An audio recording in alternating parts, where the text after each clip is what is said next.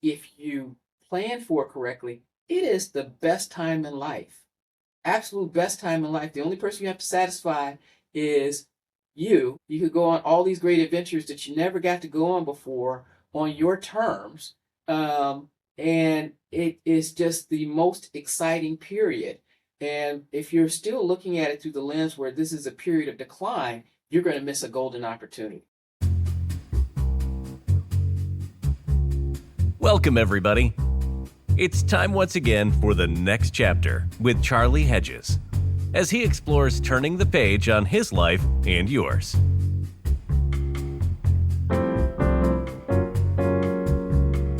Hi there, and welcome to the next chapter with Charlie.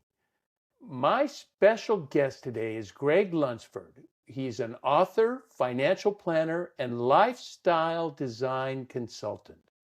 I am really interested in finding out more about what Gregg refers to as midlife lifestyle design and what he's referring to as the lost season of our third age. Let's find out more as we bring Gregg Lunceford onto the show. Gregg, welcome to the next chapter with Charlie. Hi, Charlie, how are you? Thank you for having me. It's great to have you. I'm very much looking forward to our chat. Likewise. Thank you. So why don't we begin our time together with I had a question now. Another question came to mind. I have a question written down. This is why I don't even pay attention to my own notes. I just need to go with my gut because tell our folks about midlife lifestyle design. And Sure. you define it as midlife, as beginning around 60. Sure. Talk to us about that so I can get so we can get an idea, our audience can get an idea of who your audience is and who you're talking to. Sure. So let me give you a little backstory here so people can understand how I got to the place that I'm at and why I look at these things through the lens look through. I've been in financial services for 30 years, and I know that's probably the boring part to you all because that's not what your listeners listen to the show for. Well, I don't know that we've never done it, so I don't know, Greg. I've always refrained, so I've never done that show. So I've spent a good chunk of my career working in wealth management, where we spent a lot of time working with clients on retirement. Okay. And around 2008, I had an interesting experience in that we were in the global recession, and there were people coming into my office, and they were the beneficiaries of early exit packages. And when I came into the industry, what we had been told is that going into retirement was a economic choice. If a person could afford to opt out of work, they would opt out of work. And what I was finding is these individuals were being given these great economic incentives to leave work, and they weren't leaving work. And so I went on this quest to figure out what the problem was. And in that, what I discovered was that lifestyle has changed in the 21st century. And that's where I focus not only my academic writing, because to figure this out, I went back and got a PhD in where I did retirement transition studies. And that led to to the answer to your question, which I'll address in a minute. But what I've learned and what I now talk to clients about, in addition to the fact that we need to solve for their financial readiness, there's also a lifestyle readiness that comes along with this. And when the two are together is very powerful, but when they're not together, then that could be problematic. So, Charlie, to answer your question, when we look at retirees and we start looking at what is called the required minimum distribution, for anyone who has a retirement plan, there will come a time in your life where the government is saying you put money into your retirement account all these years, it went in tax free, it grew tax deferred, and we never taxed it. So when you get to a certain age, 73 being the age for most now, we're going to ask you to take money out of this account so we can tax it. Now, we're not getting into the X's and O's on the required minimum distribution amount, but the point being is when they pick the age 73, they're looking at you having a life expectancy of 90. So my question is, because one of the things I found from my studies is we're all living longer. This is a global phenomenon. It doesn't matter where you are on the planet, every society is living longer, regardless if there are differences in social safety net, because there's a difference in the way they treat retirement in one country or versus the other. But we're all living longer. So if you're making the assumption that I am going to live to 90 for this calculation, then 60 is really midlife. And so the point that I'm making when I'm working with people is you are preparing for a life transition where you're really middle age as if you were old age because you were following the path that everyone else took before you.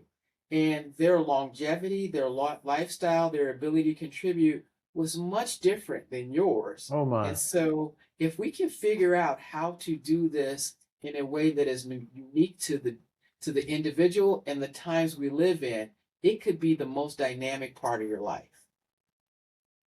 I'll tell you something that's interesting. I had at 76, I'm like unusually healthy for my age.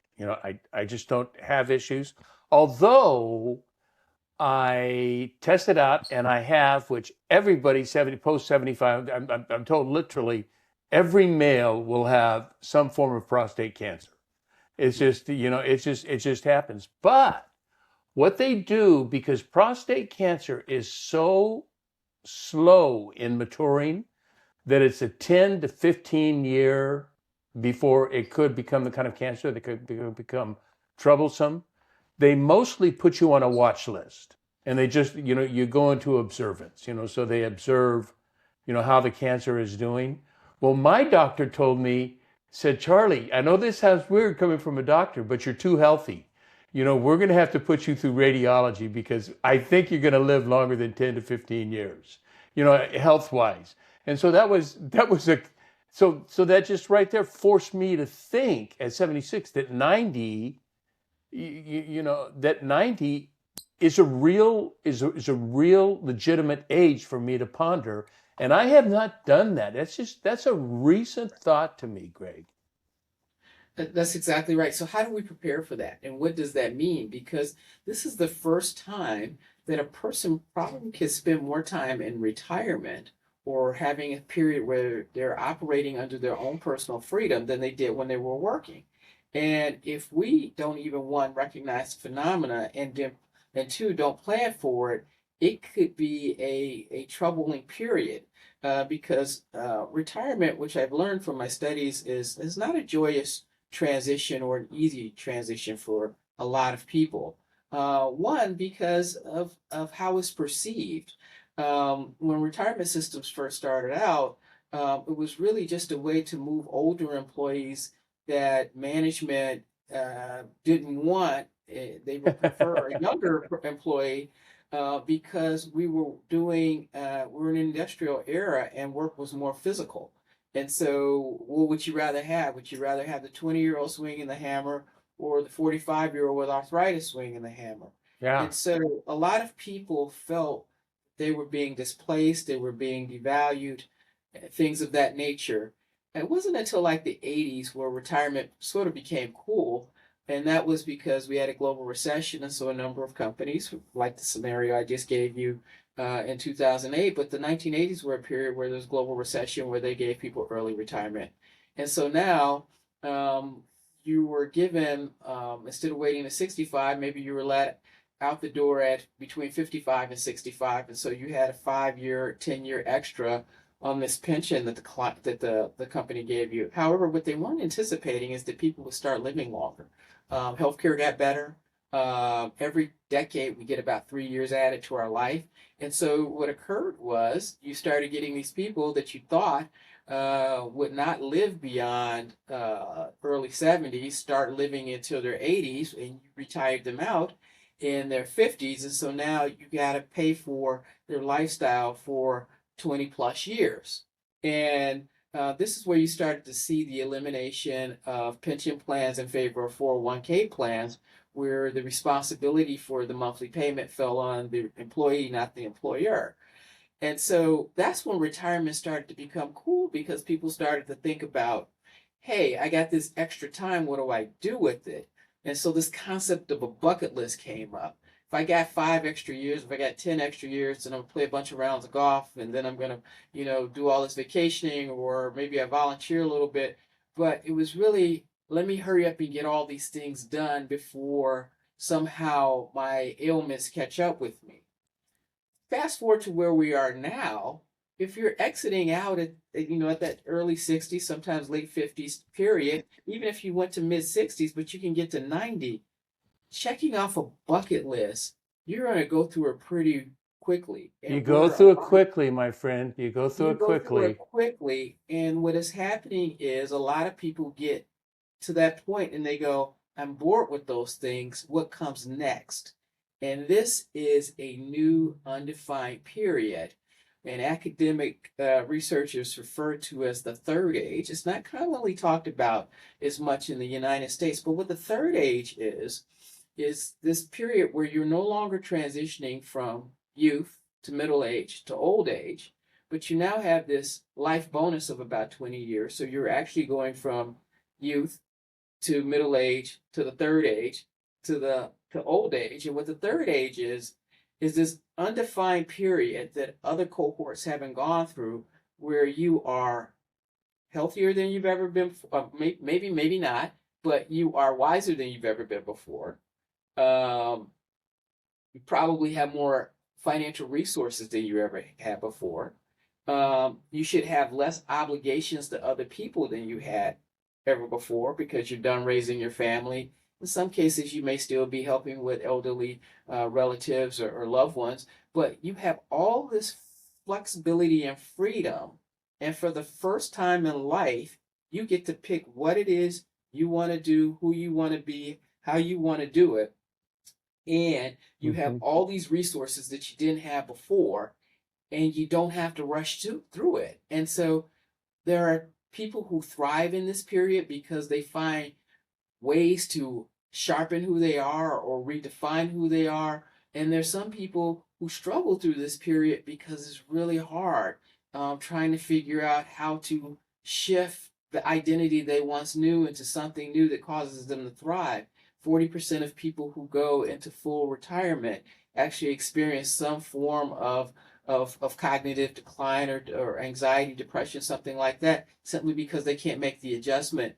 And so, just as we talk about money transition with our clients, I also like to make them aware of this phenomena because if you plan for it correctly, it is the best time in life. Absolute best time in life. The only person you have to satisfy is you. You could go on all these great adventures that you never got to go on before on your terms. And it is just the most exciting period.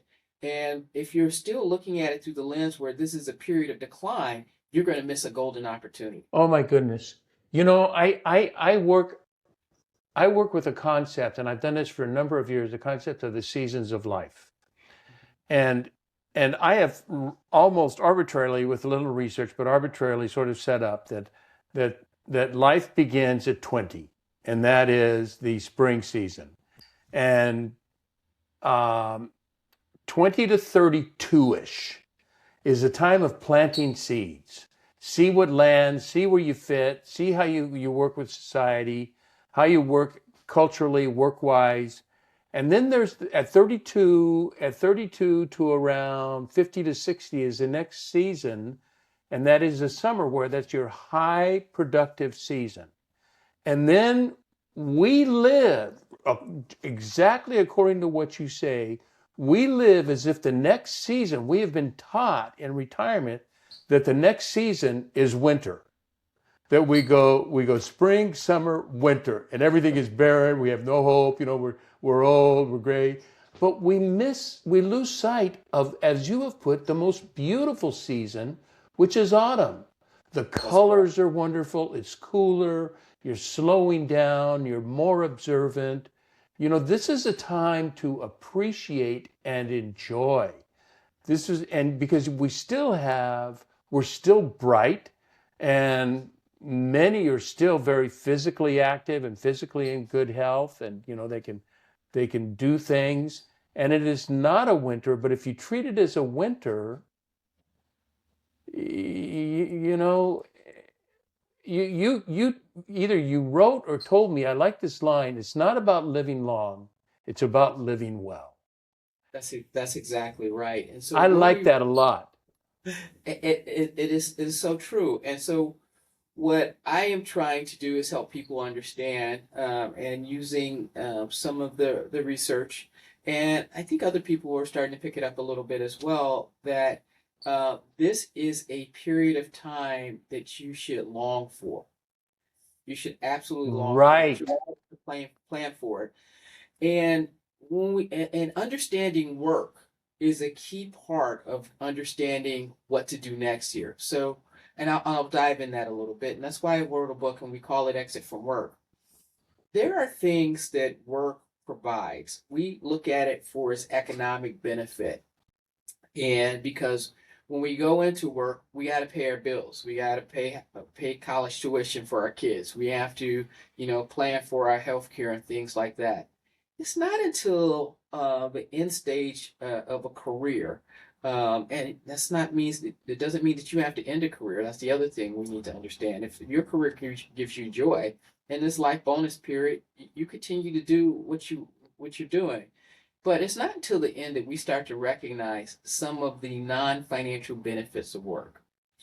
And so what I mean by that is there are three things that work does very well for people, um, if outside of finance. Number Okay. one, work provides psychological success. All Okay. right. And the other things, when you're going into your third age, you got to figure out how to replace. So who does not like getting recognized, getting accolades for doing something well? When you're in a work environment and you accomplish something, assuming it's a positive work environment, I know a lot of people don't have positive work environments, but when you are in a positive work environment and you accomplish something, you get recognition for something, people respect you for something, that contributes a lot to your identity, who you Okay. are, what you do, and things like that. Okay. So a lot of people struggle when they leave work simply because they don't know how to replace this thing that makes them feel fulfilled with something else. So the first thing I would say is before you walk out the door or you make this transition midlife, Uh-huh. figure out the next thing that will give you positive psychological success.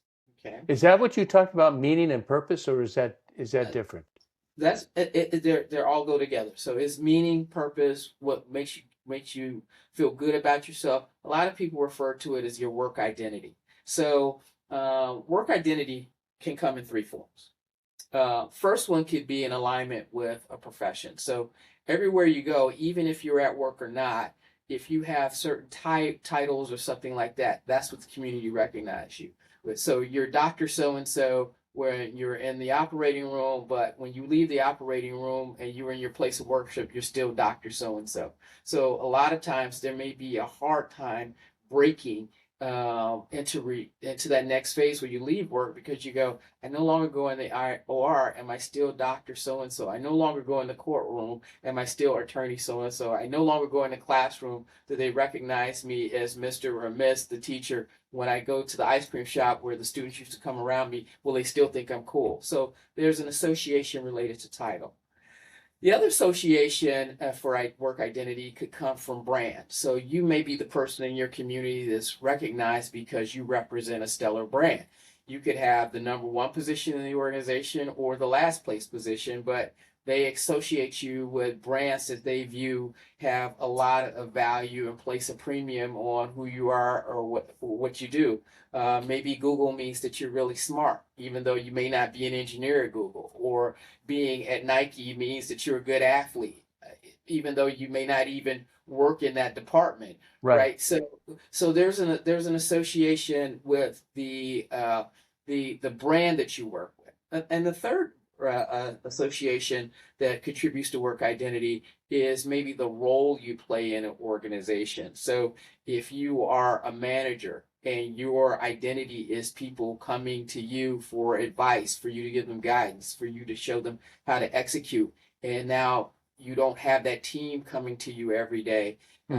looking for your wisdom. You may feel displaced. So you got to figure out what it is that makes you feel psychologically successful and how to replace that, because those are things that are very important. Those are things that make us get out of bed every day, that make us feel good about ourselves, that without them, we could feel as though we're less than, and that could be problematic.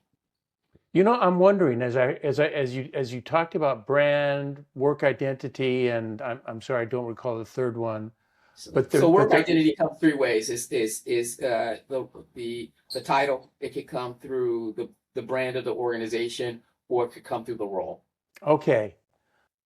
What I'm wondering as I'm now in older age, or getting into the process of older age, having been retired for 10 years now, um, those are sort of, the work identity is dependent on external values, on other people, other situations, what you're receiving. I am finding where I am is I am switching. Well, although I pretty much lived my life this way because I was an independent. I had a very unique job, so I don't really, I'm sort of in a different situation, but it's not external. It's very internal. What's important to me? What are the values that I have personally that I want to entertain and receive and do in my life? It's not about what other people think, it's about what I believe and what I do. I'm a Trent Reznor fan, Nine Inch Nails. He's got a song called Piggy, and the lead line of the song is nothing can stop me now because I just don't care anymore. Uh, I really like that title. It's not about not caring, it's about apatheia. Are you familiar with that word used by the Christian mystics, apatheia? I'm not. Okay, it's a word that means an, uh, it's not apathy about life or not caring about life. It's apathy or not caring about that which does not matter. And we're determining what really matters. And those externals, after a while, they are fulfilling or dealing with some sort of internal need rather than just merely external. What do you think about that? I sort of rambled, but what do you think So, about so that? you touch on a very interesting point. And so I would argue that you were probably, because you were independent and some of the skills you developed there, you were probably better suited to make this transition than a lot of people. And so there are two types of careers when you sort of look at career theory. There is the traditional career where a lot of baby boomers went through the traditional career, where they were told what success was. And so that meant advancing up the corporate ladder. And Oh, so I the bigger know. Oh, and the bigger office you got, whatever, that was viewed as success. And then along came an understanding of what is called the protein career, where the protein career is one in which you define success on your own terms. So where everyone else is saying, well, when are you going to get promoted, and sizing you up that way, the people who had protein developed protein skill sets said, what do I find as personal success? Well, I want to be at my kids' softball games. I want to be able to volunteer in my community. So a successful career determined based on what your personal goals are. And so the people that I find have the harder time making this transition from work identity and developing their third age identity are the people who never developed those protein skill sets where they could pivot. And so I right. think I Great think verb. Pivot is a yes. great verb. So what I find is we have to look in our environment to find where we get examples that could take us forward here. And I think sometimes we pick on millennials because we go, well, they're not committed the way we were committed. Nobody waits for the gold watch. No one stays anywhere longer than 5 years anymore. And I would argue what they have seen is the implied contract between management and labor be broken. That implied contract that if you come to work every day, you do a good job, you're loyal to me, I'll be loyal to you. They watched their parents and their grandparents go through a merger or acquisition after being somewhere for 25, 30 years, get displaced and all that. And they just basically said, that won't be me. And so what we associate with them is less commitment or them not working as hard really is them building a protein skill set where they're saying, I am going to learn how to function on my own terms. I don't care what the status quo defines as success.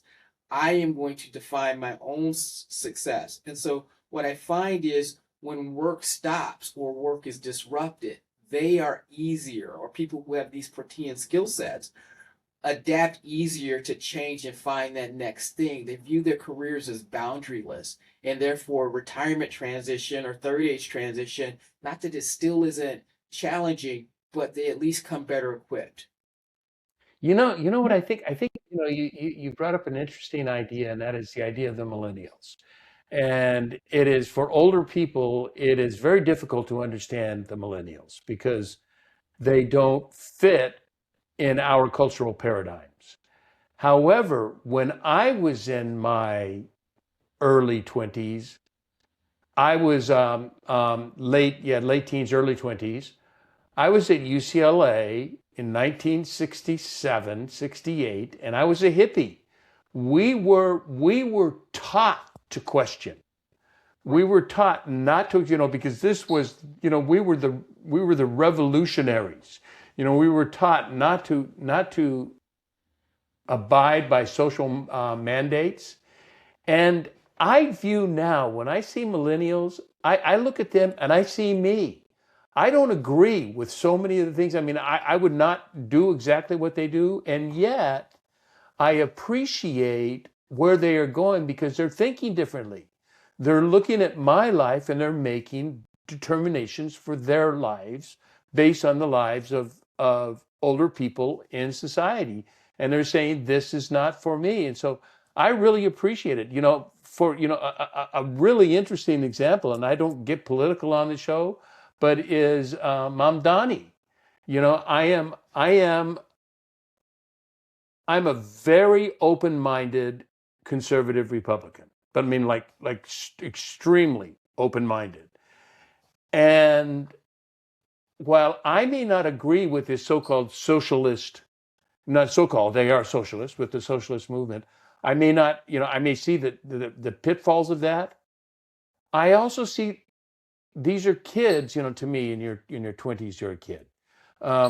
These are kids searching for something better than what they're seeing in the world. And I feel like I have to pay attention to them. I have to listen to that. And I really do appreciate where they are. Well, I think the thing is, you should be able to ask the question why, no matter what stage you're in, right? And so what we're looking at is they're asking the question, why do I have to follow this traditional path? And a lot of people look at them, maybe in the boomer cohort, and go, well, we comply. That's what you're supposed to do. Yeah. Yeah. And, right, right. Yeah. And let's And see how did that work out? right. And so the argument I make when when you get to your 60s and you're now middle age, and you should also ask the question why. And people will go, well, why don't you just comply? You're 65, that means you're supposed to leave your place of work. Says who? Right? And when you ask yourself the why, you go, well, that was because when Social Security started, the average male lived to 61, the average female lived to 64. And so you didn't have time. What I'm telling you now is you get a life bonus. And so you got to ask yourself the why. And if you are not developing this new identity, taking on some protein skills to figure out the next thing, you're going to miss this great opportunity. And so I think we're all encouraged. And I'm not saying the millennial path is right or wrong, but I'm saying there is some value to the approach. Right, right. And it's not a matter of right or wrong, because right or wrong, I'm I'm um, um, um, I'm a moral relativist, so right or wrong are determined by the individual. It's You know, picking what's right for you. And so, exactly, and, precisely. and so, Charlie, tell me, what was your first thought? When was the first time someone asked you what you wanted to be when you grew Very young, and after that, never. up? Uh, uh, my parents were not. My parents were lower middle class. My mom was a secretary. My dad was a shoe salesman. They were not involved in, so that didn't. They had a hard time. My mom didn't, but my dad, I'm adopted. My dad had a hard time dealing with me because I was very different. I was very successful in whatever I did, and and they just kind of left that up to me. Now, when I became a hippie, that was not real pleasing. Uh, that didn't fit everything, but I lived, until I was 30. I lived a quite radical life. So my mom wanted me to be an attorney. That was, but I remember, I just, that's a vague memory. That's not like, that was set into me. So I really didn't have anybody telling me. My point is, whether you accepted the advice or not, in your early years, there's someone who's trying to help you shape who you become, right? That guidance is there, whether you take it or not. Now, it may be more present in some people's communities than others, but someone is at least asking the question. Uh, then you get into a profession, a trade, a career, whatever, and someone is trying to help you develop those skill sets. What I've learned through my research is when you get to the tail end of a career, a lot of people feel displaced because there's no longer that older person with the wisdom to guide them through this step. Right. Your career mentor is no longer there. And so, what is scary about this process for a lot of people is you now have to make the biggest decision about your career, being whether you stay, you go, or you modify it.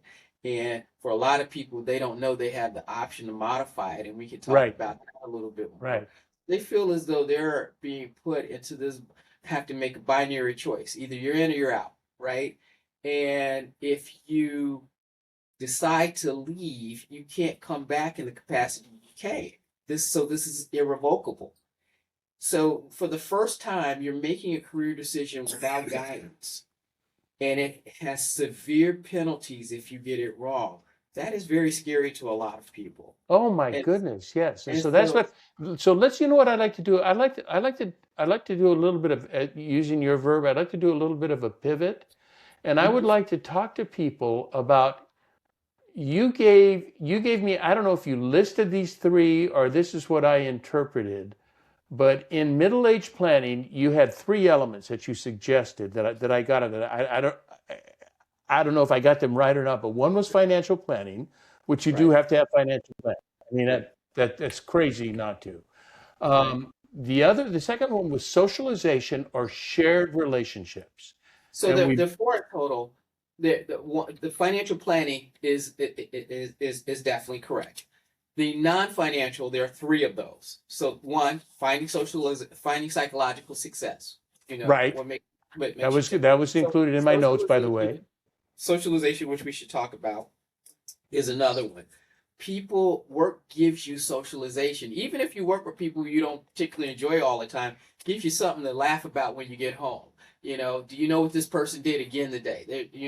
So that is very important. And a lot of people have a hard time once they walk out of the door, make the transition, figuring out how to make friends and things like that. That loneliness is a big challenge Oh at my this age. goodness. Oh my goodness. Absolutely. And the Yeah. third one is structuring time.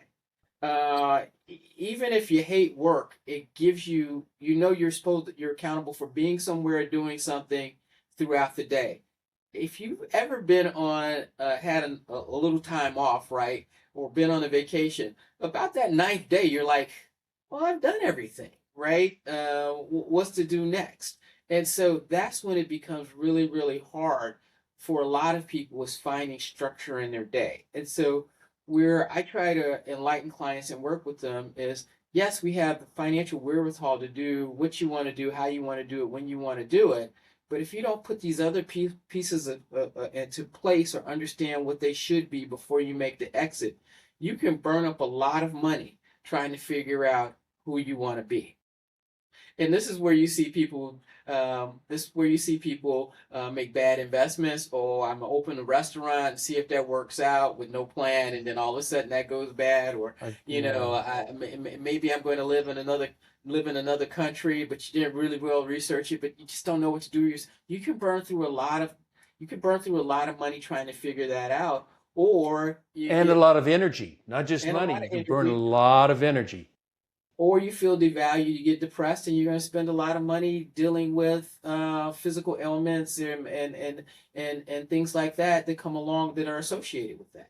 How do you suggest structuring time? Because that I've never heard that, and that is an issue. I structure my mornings. I have structure, but after 9 or 10 o'clock, I have no structure. I have Okay. nothing, and I like your idea of structure. What would that look like? What would structure even look like? So what I would say is coming up with, I would argue you have structure all through your day. You choose not to have structure in the afternoon. You enjoy that. So I have a colleague that I work with. My promise to him is I won't call him after 12 o'clock because, that's our agreement. I respect the fact that he just doesn't want to think about things in the afternoon. So in the morning, he thinks about things. In the afternoon, he doesn't want to think about things. I mean, he is cross 70 and he's just like, you know what? Here are the aspects I like and here are the aspects I don't like, and this is how I'm going to do it. And I applaud that and I support that. What I would say in terms of figuring out how to structure your day, your time, or whatever, there are two things that I would say. Um, Filling your day is not the same as doing things you find fulfilling in your day. So, That's uh, nicely put, bro. That's nicely. So filling your day is is not the not the same as same as finding fulfilling your something day. fulfilling in your day. Yeah. So when I talk to a lot of people pre-retirement, they were within their 3 to 5 year window, and I said, "What do you think?" The response I got back was they did not view their friends as being successful in retirement. So what do you mean by that? Oh, they envy the fact that they have flexibility in time. If I don't feel like getting out of bed today, I can roll over and sleep a couple hours later. But they didn't view it as that their friends were doing things with their day that really mattered, that made them feel alive and vibrant. So basically, they were just following the steps that they thought. You're supposed to go down to your local senior center and you're supposed to play bingo and you're supposed to volunteer. But what if that's not right for me? And so what if that's not right for me? And so you have to come up with some things that fit well for you. And so this is where you're starting to see a little change in recognition. And I write about a couple of them in my book. One of them that I think is fascinating, being an academic, is they are now university-based retirement communities. So what is a university retirement community? There are universities that and I attended one. I went to Loyola Chicago.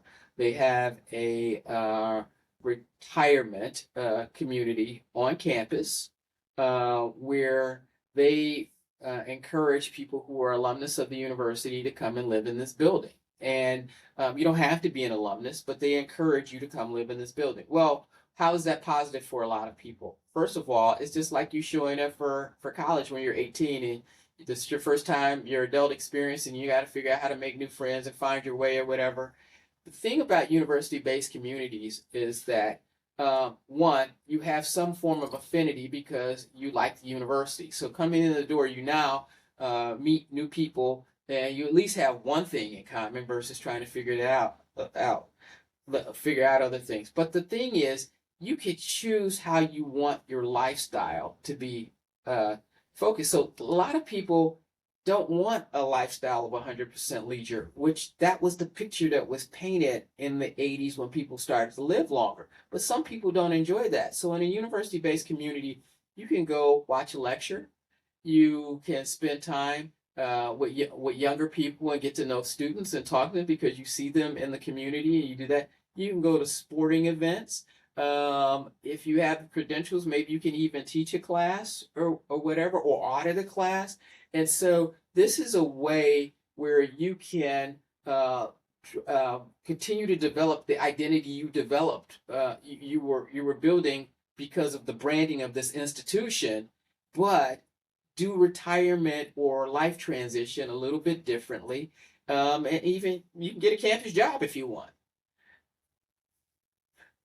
Well, one thing we have not talked about, and that is important with a lot of people, and I'm not talking about when I say, I'm going to say spirituality, but I'm not talking religion. Correct. Um, how does that fit into this midlife planning I model think of that falls yours? in the line of your psychological success. What grounds and centers you, right? So I would definitely put that in the category of the first one, as you're figuring out what makes you get out of bed every day, right? Some of that, and because when you start looking at things that people do when they're dealing with uh, stress and things like that, one of the things that people will encourage you to think about is focus on gratitude, right? Focus on public service. The more you do for other people, it kind of makes you forget about what you perceive as uh, a deficit that you may have. And so I think spirituality is wound in that, and each individual define that. But the more you start to think about what you're grateful for, the more you start thinking about what your blessings are and things like that, that makes you feel as though you're living a better life. And that contributes to your psychological success. That's wonderful. Thank you.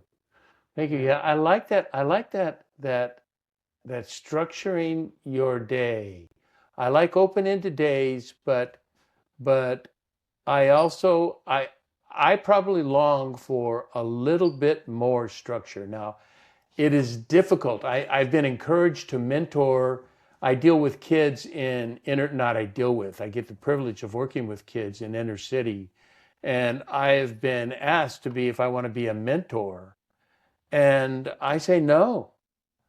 Because I can't I know me, I can't maintain that commitment because a 16-year-old kid needs commitment, and the last thing they need is abandonment. The last thing they need is to get attached to me, and I walk and I don't and I wouldn't walk, and I just don't want that commitment. So, in terms of what types of exercises I think you should look for uh, as you're thinking about your third age identity, right? And I think in the past we've kind of looked at where people telling you have to do this thing, Right. you have to play bingo, you have to go hiking, right? It's not a certain thing, but it's engaging in, and you have to define what this is for yourself. It's engaging in what is called meaningful play. So for people who um, are in a lifestyle of 100% leisure, and that works for some people, but it doesn't work for everyone, you're in a lifestyle of full play. And that goes back to what some of my people that I were interviewing with were saying. It's like I look at what the things that people are doing every day. Yeah, they're fun for a little while, but they don't look like that they're meaningful, right? So meaningful player is you're looking for those things that you enjoy doing. They feel like recreation to you, but they also make you feel as though you've made a difference. So like you're saying, if you know you make a difference with the 16-year-old, but if you aren't enjoying the experience because it doesn't feel like play to you, then it's work, Yeah, and right? then there's also the thing of, I know I would ultimately harm this person. Right. If So I just wouldn't, but I would feel I want to talk about obligations. I would feel obliged. I would feel obligated right. to be with this person, and then that would lose. I wonder how that would impact my attitude as we work together. Right. So I think of an organization that I'm involved with, and we have the same thing. Like I have a full-time job, so the last thing I want to do is commit to a young person that I'm going to be there at 3 o'clock on every Wednesday, and I have a work conflict, and they may Right. take it differently than I had a work conflict, and so there are some organizations that encourage group mentoring. Well, we'll assure you that someone will be here for you every Wednesday, but I can't assure you that it's going to be Charlie every Wednesday. Right. Or those things may not feel like play to you. And once again, find the thing that feels like play, that feels refreshing, whether it's taking a hobby and convert it into maybe a small business or just doing it with more passion or whatever. But it has to feel like play, because that's what makes the third age so wonderful, is because these are supposed to be light, enjoyable, free years. You know what that's so fun because it seems to me so many things occur as opportunities at retirement age. But like podcasts, for instance, me doing podcasts and blogs. You know what's the beauty of it? Because my retirement is set, my economics are set, I don't have to monetize. That's So I right. am completely free. I'm in or I'm out just at my commitment. Also, It's these are not like pre-recorded. So if you don't feel like doing it today, you do it tomorrow, right? I mean, but when you do it, you really enjoy doing it. You enjoy having conversations, meeting new guests, meeting new people. So that's playful to you. it is playful. That's such a good, I like that. I like that playful idea. I like that. That's wonderful. So tell me more. Tell me about your. Let's wrap up with this. Tell me about your book. So people would be because I know you want to. We want So to my talk about this. I like the title. I like the idea of it. So my book is Exit from Work. What will the new you look like? And what we spend time on is one, just getting people to understand that retirement has changed and how you transition needs to change as well, and that you will have to be the architect of it. I mean, not unless you just want to follow suit with what a lot of people have done in the past, and you want to exit into leisure or whatever. You saw a model that someone else established for you, and there's nothing wrong with that. But for most people, they're not going to want to fall into that bucket knowing that they're going to have 20, maybe 30 years to thrive in. And so, what I'm trying to do with this book is to explain what the phenomenon is, right? And how we got here, what has changed in work, how society has changed, why we're different, and then encourage people to reach for a great opportunity to explore the third age and just lay out some building blocks that they can use to help them establish themselves. That is great. Greg, you have a unique approach. I mean, having done this for a few years and we get on to a lot of life planning, I got a lot of people that want to come on with life planning ideas and I just don't do that show anymore. I've seen that movie, but you intrigue me because you have a different approach. And I like this approach to redefining midlife and redefining meaning and purpose, psychological success, socialization. Um, I think those are really critical. I think you talk about some really important ideas, and I want to encourage listeners to take a look. There's a link in the show notes, so people can catch a link that goes right to Amazon to check your book out. And I want to encourage everybody to take a look at it. I think it's a really good approach. Thank you so much for doing it, Charlie. And just to wrap it up, why is this important for a wealth advisor to do this?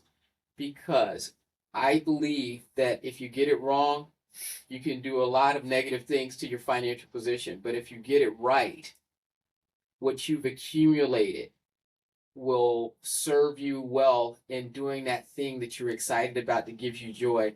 And at the end of the day, we build wealth or build our accounts because there's a purpose, and the purpose is for us, for our families, and things like that. I want to see people get the most out of it.